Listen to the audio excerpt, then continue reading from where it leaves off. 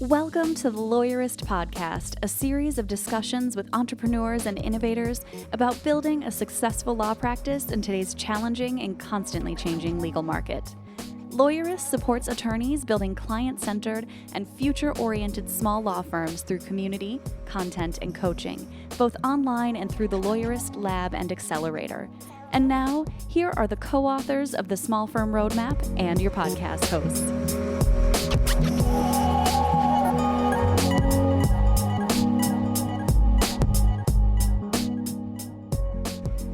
Hi, I'm Laura Briggs. And I'm Stephanie Everett, and this is episode 286 of the Lawyerist podcast, part of the Legal Talk Network. Today, we're talking with Zack Glaser about the right tech for small law firms. Today's podcast is brought to you by Actionstep, Case Text, Text Expander, and Back Office Betties. We wouldn't be able to do this show without their support. Stay tuned. We'll tell you more about them later on. So today, I thought we'd talk about something that comes up quite a bit with lawyers, and I want to relieve them of their fear of the unknown, which is the dreaded financial reports. Oh, yeah. I can imagine that's a nerve-wracking topic no matter where you're at with your law firm. There's something really brutally honest about getting to know your numbers, right? Oh, I love how you just said that brutally, because you know what happens? A lot of times people are so fearful of their numbers and what the numbers are going to tell them that they just were like ostriches, right? We just kind of put our heads in the sand and ignore them altogether. Or we're just fearful that we don't understand the numbers and we don't know how to read the financials, and so we just ignore them altogether. Either way, kind of bad. Right. And you can't afford to do that on either front because you're probably either not paying yourself because you're scared to dive into the numbers and you're just like, well, let me make sure I take care of my expenses. Or perhaps you are paying yourself, but you're keeping yourself from growing because you're not investing in any of the tech or the people that could really help you with where you're at in your firm right now. Yeah. So I know it feels scary, but I want to be here to comfort you and tell you, like, you can do it. You can absolutely learn so much about your business if you do understand your numbers. And like you said, it's super important. It's going to be valuable information for lots of different reasons. So if I've had my head stuck in the sand on my numbers and I know nothing, where do I start? So you should have accounting software, I guess, as a premise. Let's just go there. Right. The days of doing your bookkeeping on Excel, or I have some attorneys that I've met with in the past couple of years who still had written ledgers for their trust accounts and like each. Oh, wow. Yeah, exactly. Oh, wow. And you could do that, but why, right? Like, why even? There's software now for it. It makes it super easy. They do a lot of the hard accounting things behind the scenes, so you don't even have to really think about it. So this is one where accounting software is super worth whatever it's going to cost you. But when you get into those accounting software, they all have the ability to run reports. And one of the reports you're going to want to look at is your income statement, often referred to as your profit and loss statement, or you might have heard the shorthand P&L. I'm very thankful that I once had an attorney say to me, I don't know what P&L is. And it was like, yeah, like it's a shorthand that accountants use. Probably like lawyers, we have our own whole verbiage too that we use that everyone else is probably like, what the hell are y'all talking about? And so I was really happy and grateful that he admitted to me that he didn't know what a P&L was. He'd heard the term his whole life and had no idea. So it's just a shorthand for profit and loss statement, which accountants also call income statements. So your software may be one of those two things. That's really important because I think you called out a great point there about if you don't know what something is, there's no shame in just turning to your mastermind community or to your coach or even to your accountant and saying, listen, can you help me figure out what these numbers actually mean? Because I think there's also a danger of maybe you are running those reports, but if you're not setting aside the time to look through them or to really understand, okay, how do I use these numbers to figure out, do I have enough room in my budget to hire somebody new? Or if I'm going to make different changes that affect the financials of the firm, how do I take the data I already have and use that to make those decisions? So I think it's important to be willing to ask and to be willing to be honest about the fact that we might not know what it means. Yeah, and so here's a quick breakdown of what that report's going to show you. At the top, you're going to see income or revenue, or basically money coming in, dollars coming into your firm. Then you're going to see your expenses. And then you're going to see the difference, right? Your profit number. One thing to note that if you have capitalized expenses, which is a fancy thing accountants do, those won't show up on your P&L statement. So I will confess, I once made the mistake of looking, when I first started my firm, I'd look at my P&L and I'd think the expenses were all the money going out of the firm. And I didn't realize that the way it's set up, some of those numbers don't show up. So that's important to know. So you can talk to your CPA if you have any capitalized expenses. So that's different so that you can understand your cash flow, money coming in and money going out. But even still, the P&L is a great place to start to just get a sense of what's going on in your firm. Well, now I have to take my own advice. What is a capitalized expense? I realize I don't even know what that is. All right, so I'm not an accountant or CPA. Right. We're not giving you formal advice. We are not. There are certain expenses that the IRS will allow you to depreciate, and so they get captured differently. So, for example, if you bought a large piece of equipment, it shows up. Just trust me, here's my dirty answer of to know enough. It has to show up differently because it gets depreciated over time. And so your CPA will set that up in a different type of chart of accounts in your software system, and it just gets shown differently. Another thing is if you have a loan, if you have a long-term debt, the principal payment will not show up on your income statement, but the interest will. So if you paid $5,000 each month and $1,000 of that was interest and $4,000 was principal, I have no idea if those numbers work, by the way, then that $4,000 would not show up on the P&L, but the $1,000 would.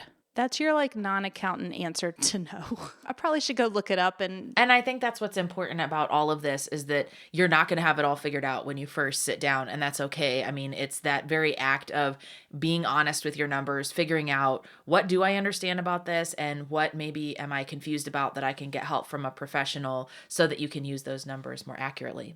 So now we've got a brief sponsored conversation with David Hepburn from Actionstep, and then my conversation with Zack. Hi, my name is David Hepburn, and I'm the Global President of Actionstep. For those of you who are not familiar with Actionstep, Actionstep is a flexible, easy-to-use software platform for ambitious law firms. It's a complete legal practice solution that will take you every step of your journey as a law firm with unlimited scope to scale and evolve. Our software is cloud-based and driven by workflow, and Actionstep is designed around lawyers' ideal way of working to transform your firm's productivity at every step. It will enable your competitive edge. What trends are you seeing in law right now? Well, I'd urge firms not to forget the lessons of the past few months. Lockdown has really magnified a number of key trends. We've seen a lot of lawyers become more self-sufficient. They're away from their practice, working at home, and don't have the usual support that they normally do in the office. And I suppose, one of the things we're seeing is firms are not going back to the way things were prior to COVID-19.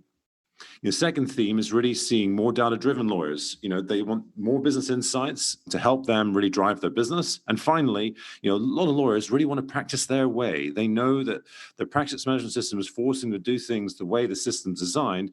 And, really their process is their IP. Can you talk a little bit more about what you mean when you say self-sufficiency? Yeah, for sure. In the office, we were used to that human glue, our paralegals and admins supporting us, now that we're in our home offices, we don't have that support. And, we've had to figure out how to become self-sufficient. I suppose that self-sufficiency is enabled by, software that's easy to use, technology that lives where we live, which prevents you from having to kind of switch from Outlook back to your practice management system or then to an accounting system. Here at Actionstep, we're working really hard to bring our software to where you spend most of your time, like places like Outlook. Workflow gives you confidence in the process. If you've got automation and steps already created, then you're able to have confidence things are happening well. Task management's important to drive collaboration and visibility. And another thing that's just not that well used by organizations are templates. They save time both for emails as well as documents. Remote working isn't going away, and being more self-sufficient is a skill for the long term. So we see firms right now really locking down their long-term cloud strategies. Why do you think lawyers are becoming more data-driven? Well, there's really two themes here. The first is to try and understand your data. Lawyers think about the health of their firms all the time, but struggle to get to the bottom of it. It is important to spend more time looking at the data behind your practice. That will help you understand market dynamics and which practice areas, for example, are most profitable for you. Understanding answers to where your revenue is coming from, so you can focus on the right markets and people out there in your network? Which people and teams are doing more in your team, billing more? How efficient are you moving clients through your processes? And are we taking care of them? Are we logging calls, following up as we should be, meeting deadlines and dates? And I suppose the second key theme that we're seeing is really around using data to become more efficient, focusing on really good data and not documents. A lot of lawyers spend time in documents. If they just focused on the data and got the data right and utilize things like document automation, document generation technologies, your client comms and deliverables will be perfect and save you tons of time. You'll spend less time buried in documents and more time on high value activities. So when you sit this within workflow, really able to truly automate your practice.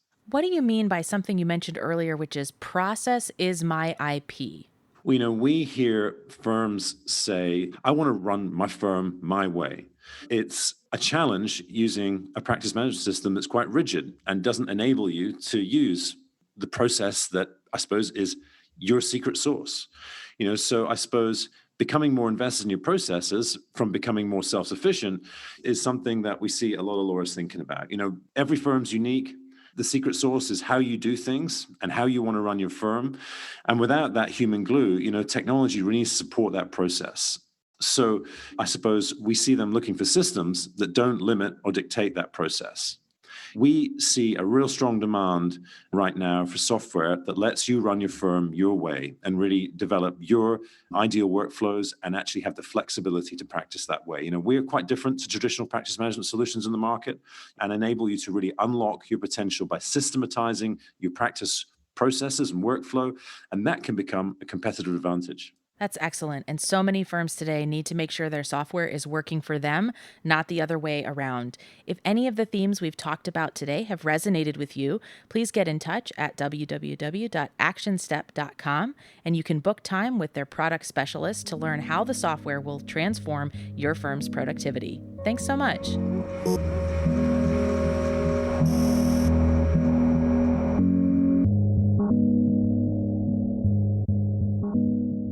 I'm Zack Glaser. I am a legal tech consultant with Lawyerist, and I have been a practicing attorney since 2011 and have had a practice helping attorneys with their tech needs with a company called Tech for Lawyers for about the last 2 years. Awesome. Welcome. We're so excited to have you as part of the team. You've actually, at the time that we're recording this episode, you've been part of the team for a little while, so you're not completely brand new, and you've been doing a lot of different kinds of things behind the scenes, working on product pages. You've been doing some coaching calls with Lawyerist lab members who have tech questions. How did you sort of get involved into the tech end of things, sort of that specifically helping lawyers figure out what tech is right for them? Yeah, so when I first started out as an attorney, I went into a high volume practice that had a lot of turnover and needed a pretty good database, needed a very good set of workflows, and just kind of needed a lot of good tech. And I got to where I got good at dealing with all of that technology, dealing with the databases, dealing with making the technology work and play well with each other.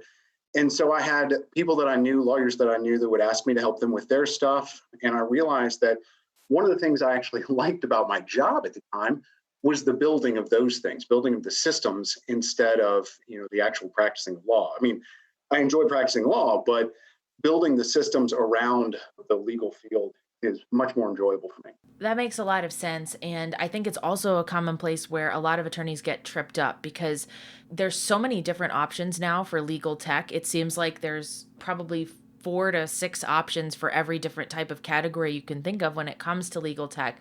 So if you're just starting your firm and you can only buy a couple of pieces of software, what do you really need versus what can kind of wait and is maybe a luxury or expense that you can absorb later down the road when you have some more clients? The first thing that I usually talk to people about is going to be their basic email platform, G Suite or Microsoft Office 365, something like that. You want to go ahead and use something appropriate, something that's secure. You really can't afford to skimp on that. And they're not really that expensive. And then those are going to come with a lot of software that you don't even think about a lot of times. They come with OneDrive for Microsoft, Google Drive for the G Suite. Then they come with a lot of different communication software. So you can do a lot with just those pieces of equipment. And so I suggest people to start there.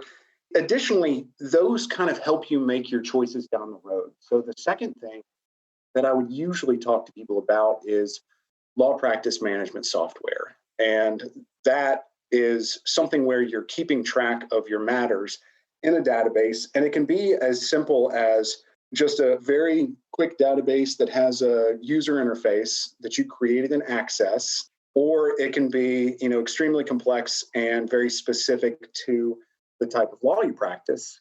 But that is kind of the next choice that you make, because it's an organizational choice. It helps you get your thoughts together. It helps you get everything else together. And then it's really easy to build your software off of that choice. In order to make that choice, a lot of times you have to have decided on your email provider, or at least your email provider will help guide your decision there.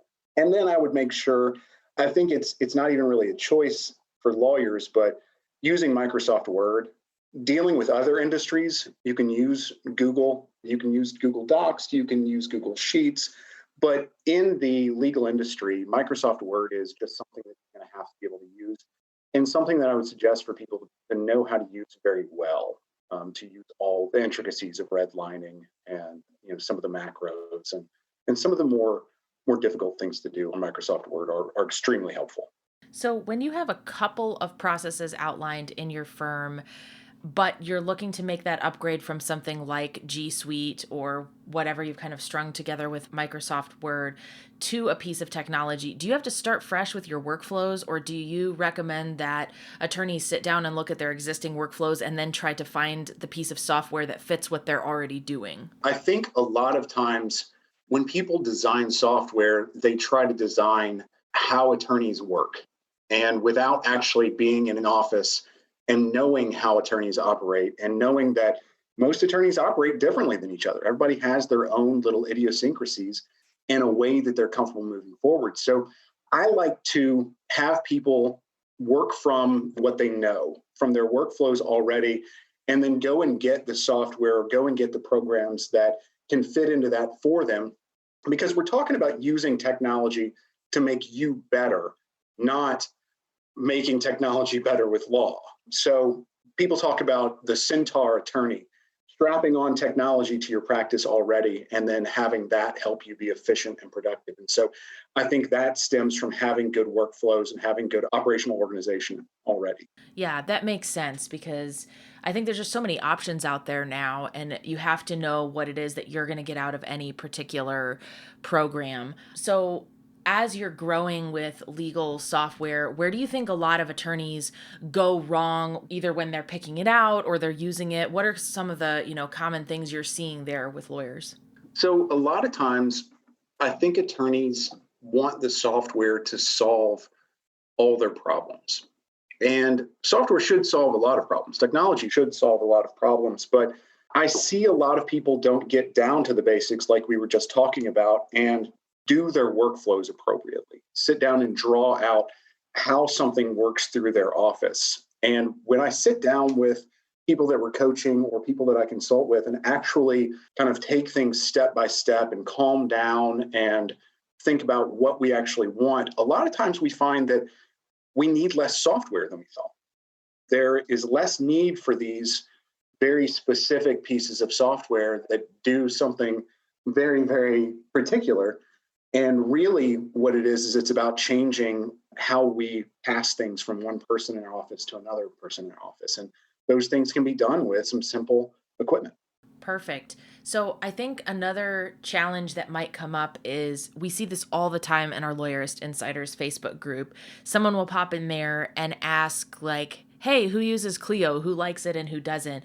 Can you talk a little bit about when asking other attorneys for advice like that can be helpful, and when maybe it's actually just adding more confusion or giving you data that isn't aligned with your practice? Yeah, when you ask a broad question, and I think everybody kind of knows this deep down, but when you ask a broad question like, how do you like Clio? Or does Clio work well? Or does FileVine work well for that matter? Those are kind of dangerous questions because, again, we all practice differently and we all set up our offices very differently than each other. And so what works really well for one person may not work really well for the other. So I suggest that people kind of get down to the specifics of it. You want to say something to the extent of what is a good piece of practice software for someone that does collections work, or someone that does estates and trusts, someone that has 4 assistants with them. A lot of times I like to, again, look to the software that already exists. And so you say, what works and plays well with Office 365, as opposed to how good is Clio? Because Clio is very good at certain things, and then FileVine is very good at certain things. And kind of extrapolate from there. There are a lot of pieces of software that are extremely good for certain people based on how good they are with software already, how familiar they are with the processes. But if it's not something that fits into your style of doing things, it's just going to frustrate you. It's going to actually keep you from using better software that's out there. And I have to imagine that part of that is just personality and preferences too. What one person might like about a certain type of software might actually be a huge aggravation to somebody else. So I think the more that there's some context around those kinds of things, the more helpful your answers will be. And I imagine that's a lot of the reason too why people would reach out to somebody like you and ask for help and say, okay, here's what my law practice looks like. Here's how many lawyers we have, and here's how many admins. And these are the types of cases that we handle, because that data is important for making those kinds of decisions. Absolutely. And I think you hit on something very, very good there. A lot of times it's about what you're already comfortable with. And so I really like Microsoft, the Office 365 platform. I like Google as well, Google Suite, but I used to push Microsoft 365 a little bit, but I realized that it's what people are comfortable with. If somebody's comfortable with Gmail, then they're going to work better with Gmail, with something that works and plays well with Gmail. If they're comfortable with Office 365, with Outlook, they're going to be able to use this equipment a lot better. And trying to make people fit into software that they're unfamiliar with, or software that just doesn't quite align for them, just doesn't quite make sense for them, isn't a good way to go about it. So what I start with a lot of times with people is, what are you familiar with? What do you like? And we go from there. We try to build off of what you already enjoy about the software. That's a great point. You don't have to overcomplicate it, and you can use wherever you're at right now, even if that situation or setup isn't perfect, as the starting point to figure out which direction you need to go. We'll take a quick break to hear from our sponsors, and when we come back, we'll talk a little bit about the future of legal technology. Support for today's episode comes from Back Office Betties, the only virtual receptionist service exclusively dedicated to small law firms that offers a plan with unlimited calls. Their highly specialized service boasts customized call handling, relentlessly friendly team members, and unmatched quality. The Bettys are ready to help you grow your firm, even when you're out of the office. Visit backofficebetties.com/lawyerist to try them out for 1 week free.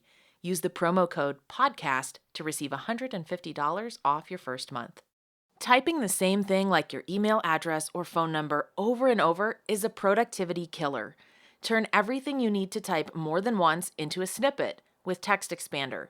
Type an abbreviation you make and your snippet automatically expands. Text Expander works everywhere you type and helps you reduce errors and increase productivity. Text Expander is also available for companies, so you can share snippets with everyone on your team. Text Expander is available for Mac, Windows, iPhone, iPad, and Chrome. Show listeners get 20% off their first year. Visit textexpander.com/podcast to learn more. Looking for a true alternative to LexisNexis or Westlaw? You could save thousands this year if you switched to Casetext. Over 6,000 law firms, from solos to 40% of the AM Law 100, use Casetext to help them find better results in less time and for less money. For $65 per month, you'll get access to 50 state and federal case law, statutes, and more with zero out-of-plan fees. Try the smarter legal research platform. Lawyerist podcast listeners can go to casetext.com/lawyerist to try Casetext for free for 2 weeks. Okay, we're back. One thing I'm curious about your insight on is where you think legal technology is going as far as trends. It seems almost like every other month there's a new company that pops up that's offering something in the legal tech space. It's making it a little bit harder for attorneys to figure out, should they stick with an existing program? Should they try something new? Is there something out there that does a feature that none of the other pieces of software do yet? Should they look into it? So what are some of the trends that you're seeing right now in legal tech? So first off, I love legal tech, obviously, and I really enjoy watching a lot of these companies come out with very new, very innovative ways of doing things. But what's really exciting for me right now is actually all the young lawyers coming out of law school that are familiar with technology. They grew up on technology. They grew up with smartphones. They grew up on tablets. I got my first smartphone in the middle of law school. That was when the iPhone came out, and that was big stuff. And I'm very advanced because of that. But the people that are coming out of law school right now have a lot more familiarity with technology. And I'm seeing that they're using the technology that exists really well and in new and innovative ways. And so I'm not as excited about the tech that's coming out as much as the users that are coming out. Yeah, that's really interesting.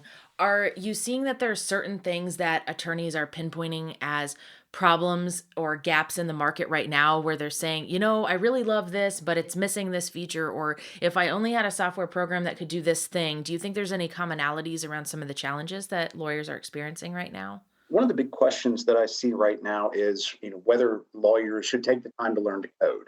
And I think it's an interesting question. I learned to code. I have a lot of fun doing it, but I usually tell people, if you enjoy it, then do it. It's kind of like changing the oil in your own car. If you like it, do it, but somebody else can probably do it cheaper.